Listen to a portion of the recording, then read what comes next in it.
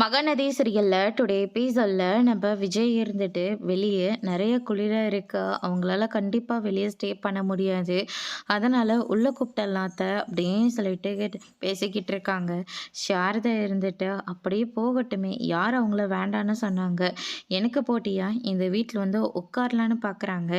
அவங்களெல்லாம் நான் பாவம் பார்க்குறதாவே இல்லை. எனக்கு எவ்வளோ பெரிய நம்பிக்கை துரோகத்தை பண்ணியிருக்காங்க. எப்படி மாப்பிள்ள என்னால் எல்லாத்தையும் சகிச்சுக்கிட்டு மறந்துக்கிட்டு அவங்கள உள்ள கூப்பிட முடியும் அப்படின்ற மாதிரி வந்து சொல்லிடுறாங்க. வெளியே ரொம்ப குளிராக இருக்காது, நீங்கள் இப்படி நடந்துக்கிற ஆள் கிடையாது. யார் ஒன்றுனாலும் வந்து கேட்டால் இல்லை நாம கொடுக்குற ஆள் நீங்கள். இப்போ அவங்க கூட ஒரு பொட்டை பிள்ளை இருக்குது, அதை கொஞ்சம் நம்ம பார்க்கணுமில்ல அப்படின்ற மாதிரி வந்து சொல்லிடுறாங்க. அதுக்கு அடுத்து தான் வந்து பார்த்தீங்கன்னா விஜய் இருந்துட்டு இன்னைக்கு நைட்டு மட்டும் இங்கே தங்கிக்கோங்க, உள்ளே வாங்க, வெளியே குளிராக இருக்குது, அந்த ஒரு காரணத்துக்காக மட்டும்தான் உங்களை நாங்கள் இங்கே உள்ளே கூப்பிட்றோம், தேவையில்லாமல் எதையும் பேச வேண்டாம் அப்படின்ற மாதிரி வந்து சொல்லிடுறாங்க. அதுக்கு அடுத்ததாக வாங்க போகலான்னு சொல்லிட்டு அந்த அம்மா அவங்க ரெண்டு பேர்த்தையும் கூட்டிக்கிட்டு உள்ளே வராங்க. வந்த கையோட நம்ம சாரதா இருந்துட்டு அவங்கவுங்க பாட்டுக்கு அங்கேருந்து கிளம்பிடுறாங்க. அதுக்கு அடுத்ததா சரி நீங்கள் இங்கே உட்காருங்க, நாங்கள் இதை வந்துடுறோம் அப்படின்னு சொல்லிட்டு விஜய் பார்த்தீங்கன்னா அங்கேருந்து போயிடுறாரு.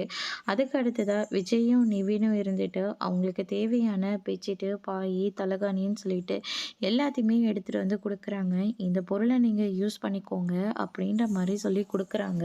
அதுக்கு அடுத்ததாக வந்து பார்த்தீங்கன்னா சாரதா இருந்துட்டு இவங்க இப்படியே உட்காந்து கஷ்டப்படட்டுமேன்னு பார்த்தா இவங்க என்னடனாக்க எல்லாத்தையும் கொண்டு வந்து கொடுக்குறாங்க அப்படின்னு சொல்லிட்டு நம்ம காவேரியும் கங்காவும் அதுக்கு அடுத்ததாக சாரதாலாம் ஒரு பக்கம் நினச்சிக்கிட்டு இருக்காங்க. அதுக்கு அடுத்ததாக வந்து பார்த்தீங்கன்னா நம்ம கங்கா இருந்துட்டு எதுக்கடி இது விஜய்க்கு இதெல்லாம் தேவையில்லாத வேலை, அம்மாவுக்கு எவ்வளோ பெரிய துரோகத்தை பண்ணியிருக்காங்க, இவங்களுக்கெல்லாம் இந்த மாதிரி செய்யணும்னு நமக்கு என்ன தலையெழுத்தா அப்படின்ற மாதிரி வந்து சொல்லிக்கிட்டு இருக்காங்க. என்னமோ அவங்க நம்ம வீட்டு முன்னாடி வந்து நிற்கிற போது நமக்கு தான் ரொம்ப கஷ்டமாக இருக்குது. அதனால தான் விஜய் பண்ணிகிட்டு இருக்காரு. நீங்கள் முதல்ல வாங்க அம்மா, இவங்கள எட்டி பார்க்குறன்ற பேரில் உன்னோட மரியாதையை நீயே எடுத்துக்காத, முதல்ல உள்ள வாமா, உன் உடம்புக்கு ஏதாவது ஆயிட போகுது அப்படின்னு சொல்லிட்டு நம்ம காவேரி வந்து சொல்லிக்கிட்டு இருக்காங்க. அதுக்கு அடுத்ததாக வந்து பார்த்தீங்கன்னா அடுத்த நாள் காலையில் இருந்துட்டு எல்லாருமே வெளியே உட்காந்துட்டு இருக்காங்க அந்த 3 பேரும். அதுக்கு அடுத்ததா பாட்டி இருந்துட்டு பூ வைக்கிறதுக்காக வெளியில் வராங்க. அந்த கையோடு வந்து பார்த்தீங்கன்னா பூ வச்சிட்ருக்கிற போது அந்த அம்மா இருந்துட்டு நான் வேணா இந்த குடும்பத்துக்கு ஒரு துரோகம் பண்ணியிருக்கலாம், ஆனால் இந்த 2 பிள்ளைங்க என்ன துரோகம் பண்ணாங்க, உங்கள் பிள்ளை கண்டிப்பாக இங்கே கூட்டிகிட்டு வந்து எல்லாருக்கும் உண்மையை சொல்லி புரிய வைக்கணும்னு எவ்வளவோ முயற்சி பண்ணாங்க. ஆனால் கடைசியில் அவருக்கு இப்படி ஆகும்னு நாங்கள் கொஞ்சம் கூட எதிர்பார்க்கவே இல்லை.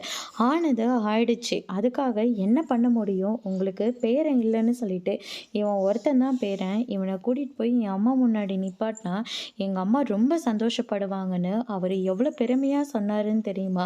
ஆனால் கடைசியில் நீங்கள் ஏன் அத்தை என்ன ஒதுக்கிட்டு இருக்கீங்க அப்படின்னு சொல்லிட்டு அவங்க பேசும்போது, ஓ அப்படியாம்மா, உன் பேர் என்னப்பா அப்படின்னு சொல்லிட்டு கிருஷ்ணா கிட்டேயும் அதே மாதிரி உன் பேர் என்னம்மான்னு சொல்லிட்டு நம்ம சிந்துக்கிட்டேயும் இல்லை வந்து கேட்டுக்கிட்டு இருக்காங்க.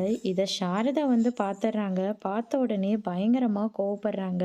உங்கள் புள்ள தான் எனக்கு துரோகம் பண்ணாங்கன்னா நீங்கள் என்னடனா இவங்க கிட்ட நின்று பேசிக்கிட்டு இருக்கீங்க, இதெல்லாம் கொஞ்சம் கூட நல்லாவே இல்லை அத்தை அப்படின்னு சொல்லிட்டு இப்போ உள்ள வரீங்களா, இல்லை அதுக்கப்புறம் என்ன செய்வேன்னு எனக்கே தெரியாது அப்படின்னு சொல்லிட்டு சாரதா வந்து ரொம்பவே கோவப்படுறாங்க. அதுக்கு அடுத்ததாக வந்து பார்த்தீங்கன்னா பாட்டியும் அங்கேருந்து போயிடுறாங்க. என் அத்தையை என்கிட்டேருந்து பிரிக்கணும்னு நினச்சி பிளான் போட்டுட்ருக்கீங்களா, உங்களோட பிளான் எதுவுமே நடக்கவே நடக்காது அப்படின்னு சொல்லிட்டு சாரதா வந்து சொல்லிடுறாங்க. என்னம்மா இப்படி ஆயிடுச்சு, நான் வாஷ்ரூம் வேறு போகணுமா அப்படின்ற மாதிரி வந்து சொல்லிடுறாங்க. சரி உள்ளே விடுவாங்களான்னு எனக்கு தெரியல, அதனால் வெளியே ஒரு வாஷ்ரூம் இருக்குது, அதில் வேணால் யூஸ் பண்ணிக்கோ அப்படின்ற மாதிரி சொல்லிடுறாங்க. கிருஷ்ணா இருந்துட்டு ஏம்மா அவங்க நம்மளை உள்ளே விட மாட்டாங்களா, எப்படி விடாமல் போயிடுவாங்கன்னு நானும் பார்க்குறேன், அதனால் நீங்கள் 2 பேரும் உள்ளே போய் யூஸ் பண்ணிக்கோங்க, நான் வேணால் வெளியே யூஸ் பண்ணிக்கிறேன் அப்படின்னு சொல்லிட்டு இந்த பக்கம் கிருஷ்ணா வந்து சொல்லிக்கிட்டு இருக்காங்க. தேவையில்லாமல் கத்தி பேசிகிட்டு இருக்காத, நமக்கு சேர வேண்டியது சேர்ற வரைக்கும் நம்ம இப்படி தான் இருந்தாகணும், அதனால் கொஞ்சம் பொறுமையாக இரு அப்படின்னு சொல்லிட்டு எடுத்து சொல்லிக்கிட்டு இருக்காங்க. இங்க பாரும்மா, இவங்க கிட்டலாம் நம்ம பொறுமையெல்லாம் எதிர்பார்க்கவே முடியவே முடியாது. நம்ம அடிதடியிலன்னு இறங்குனா மட்டும் தான் நமக்கான ஒரு தீர்வு கிடைக்கவே கிடைக்கும். ஏம்மா சொன்னா புரிஞ்சுக்க மாட்டேன்றீங்க? நான் நல்லா தான் புரிஞ்சுட்ருக்கேன். கொஞ்சம் பொறுமையா இரு. அவசரப்படாத. அதுக்கப்புறம் இவங்க எதுவும் தராம போயிடுவாங்க அப்படின்ற மாரி வந்து சொல்லிடுறாங்க. இவங்க தரலன்னா என்ன? நம்ம கோர்ட்ல தான் கேஸ் குடுத்துருக்கோம்ல. கண்டிப்பா தீர்ப்பு நமக்கு சாதகமா தான் வரும். அதனால நீங்க எத நினைச்சும் கவலைப்படாதீங்கம்மா அப்படின்ற மாரி சொல்லிக்கிட்டு இருக்காங்க. என்ன அத்தை, உங்க புள்ள தான் எனக்கு துரோகம் பண்ணாருன்னா, நீங்களும் அவங்க கூட சேர்ந்து எனக்கு துரோகம் பண்ணிட்டீங்கல்ல அப்படின்ற மாரி சொல்லிடுறாங்க. நான் என்ன சாரதா துரோகம் பண்ணேன்? நான் விநாயகருக்கு பூ வைக்கலான்னு சொல்லிட்டு தான் அங்கேருந்து போனேன். ஆனால் அவங்க தான் என் கையை பிடிச்சி உங்கள் புள்ள என்ன சொன்னாருன்னு தெரியுமா? அப்படின்னு சொல்லிட்டு ஒவ்வொரு விஷயமா சொல்ல ஆரம்பித்தாங்க. அதில் ஏதோ புத்தி கெட்டு போய் நானும் அவங்களுடைய கையை பிடிச்சிட்டேன். மற்றபடி அவங்க மேலே எனக்கு எந்த ஒரு இதுவும் கிடையவே கிடையாது. தேவையில்லாமல் பேசிகிட்டு இருக்காது சாரதா அப்படின்னு சொல்லிக்கிட்டு நான் பாட்டி வந்து புரிய வைக்கிறாங்க. ஆனால் நம்ம சாரதா இருந்துட்டு பயங்கரமா கோவப்படுறாங்க. "ஏன் பாட்டி, பாட்டி பாட்டின்னு உங்க பின்னாடி நாங்க சுத்திக்கிட்டு இருக்கோமே! நாங்கலாம் உங்க கண்ணுக்கு தெரியல. ஆனா நேத்து வந்தவங்க அவங்க கைய பிடிச்சு நீங்க பேசுறீங்கல்ல" அப்படின்னு சொல்லிட்டு பாட்டி ஒரு பக்கம் நம்ம கங்காவ திட்டிட்டு "ஏன் அத்தை இப்படி இருக்கீங்க?" அப்படின்னு சொல்லிட்டு சாரதா இருந்துட்டு ரொம்பவே ஃபீல் பண்ணி பேசிக்கிட்டு இருக்காங்க. "இங்க பாரு சாரதா, நான் எந்த தப்பான நோக்கத்தோடையும் அவங்க கிட்ட நான் பேசல. தேவையில்லாம நீ போட்டு குழப்பிக்காதம்மா. நான் எப்பவுமே உங்க கூட தான் நான் இருப்பேன்" அப்படின்னு சொல்லிட்டு அப்பத்தா வந்து சொல்லிடுறாங்க. அதுக்கு அடுத்து தான் வந்து பார்த்தீங்கன்னா, பேரு கேட்டீங்களா? கிருஷ்ணா, அதுக்கப்புறம் சிந்துவான். உங்க அப்பாவுக்கு பேரு இவருன்னு நெனப்பு. அதனால தான் உலகத்துல இருக்கிற எல்லா ஆறுங்களோட பேரையும் எல்லாருக்கும் வச்சுக்கிட்டு இருக்காங்க. வித்தியாச வித்தியாசமா நம்ம பேர் வைக்கலாம். நம்மள மாரி யாரும் பேர் வைக்க முடியாதுன்னு அன்னைக்கு கௌரவமா சொன்னாங்க. இன்னைக்கு பார்த்தியா? அப்படின்ற மாரி நம்ம சாரதா வந்து ஃபீல் பண்ணிக்கிட்டு அங்கேருந்து போறாங்க. பாட்டிய கூட்டிக்கிட்டு இந்த பக்கம் நம்ம விஜய் போறாங்க. அதுக்கு அடுத்ததா நம்ம சாரதாவ கூட்டிக்கிட்டு நிவின் போறாரு. அதுக்கு அடுத்ததா வந்து பார்த்தீங்கன்னா, இதில இனிமே எந்த சந்தேகமும் இல்ல.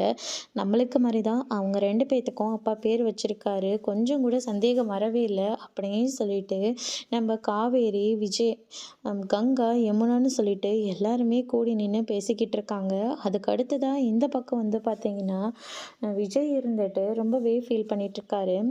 காவேரி இருந்துட்டு "என்ன தேடுனீங்களா? யமுனா சொன்னா" அப்படின்னு சொல்லிட்டு கேட்கவும், "ஆமா, இன்னைக்கு நம்ம ரெஜிஸ்ட்ரேஷன் பண்ண போறோமா?" அப்படின்னு சொல்லிட்டு கேட்கவும், "ஆமா, அதுதானே பிளானு. இப்ப என்னடான்னா இப்படி கேள்வி கேட்குறீங்க?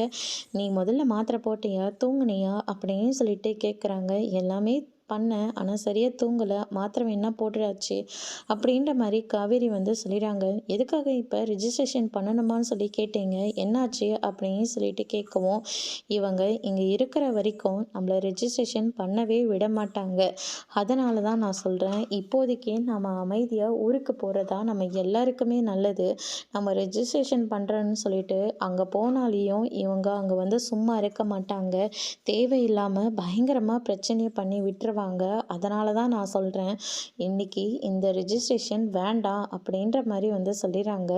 அதுக்கு அடுத்ததா காவேரி இருந்துட்டு, "பிரச்சனையில போயிட்டுருக்கிற வீடு நமக்கு வேண்டாம்னு நினைக்கிறீங்களா? அப்படியெல்லாம் நான் நினைக்க கிடையாது. இந்த வீட்டு மேல உனக்கு நிறைய சென்டிமெண்ட்ஸ் இருக்கு. அதனால தான் நம்ப வாங்கலான்னு சொல்லிட்டு இதுவரைக்குமே வந்தோம். ஆனா இங்க என்னடான்னா வேற ஒரு பிரச்சனை போயிட்டுருக்கு. அவங்க கோர்ட்ல கேஸ் குடுக்கறதா சொல்லியிருக்காங்க. கேஸ்ல போச்சுன்னா கண்டிப்பா வீட்ட நம்ம மீட்கிறதே ரொம்ப கஷ்டமாயிடும். அதனால தான் நான் சொல்லிட்டுருக்கேன். இப்போதைக்கு நம்ம இந்த ரெஜிஸ்ட்ரேஷன தள்ளி வச்சுக்கலாம்" அப்படின்ற மாரி காவேரி கிட்டயே எடுத்து சொல்லி புரிய வைக்கிறாங்க. அதோட இன்னைக்கான எபிசோட் முடிச்சிருக்காங்க. இனி மகாநதி சீரியல்ல அடுத்தடுத்து என்னெல்லாம் நடக்க போகுதுன்றத வெயிட் பண்ணி பார்க்கலாம். Thank you.